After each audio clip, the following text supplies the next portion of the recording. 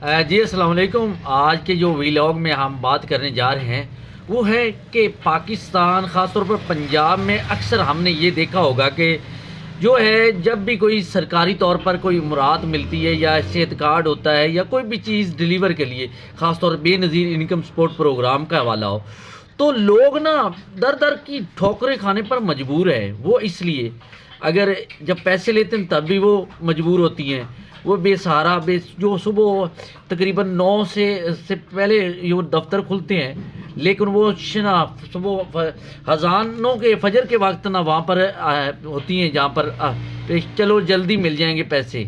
تو اسی طرح ایک جو ہے گورنمنٹ نے ایک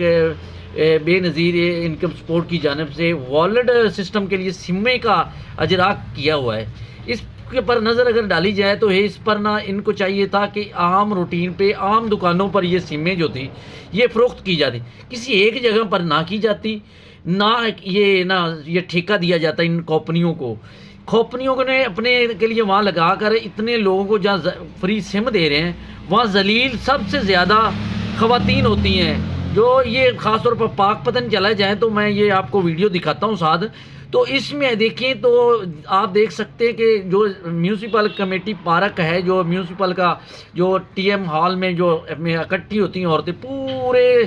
تحصیل پاک پتن سے ہی خاص طور پر نورپور اڈا لوارا والی خوئی سے لے کر دریا کی جو بیلٹ ہے وہاں سے لے کر جو لوگ وہاں پر موجود ہوتے ہیں، سکندر چوک کے لوگ وہاں ہوتے ہیں، تو وہاں پر بیچاری عورتیں نا صبح جو جاتی ہیں نا وہ شام تک بیٹھ کر ان کو کیا ملتا ہے پھر واپس آتی ہیں، ذلیل و خوار ہو رہی ہیں۔ اس حوالے سے حکومت کو چاہیے کہ یہ جو سمیں دے رہی ہے یہ عام روٹین عام دکانوں پر دی جائے، جو ریٹیلر ہیں جو جیز کے ہیں زونگ کے ہیں وہ سمیں ان کو دیں تو وہ آسانی سے، ایک تو ان کے جو ہے دکانداروں کے لیے ٹارگٹ ہوتے ہیں، یہ سم فری ہوتی ہے،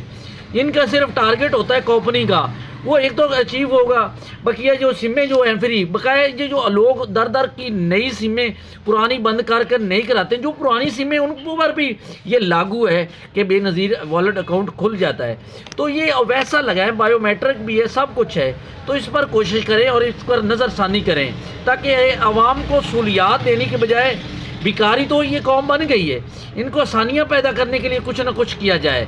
اوکے، پاکستان زندہ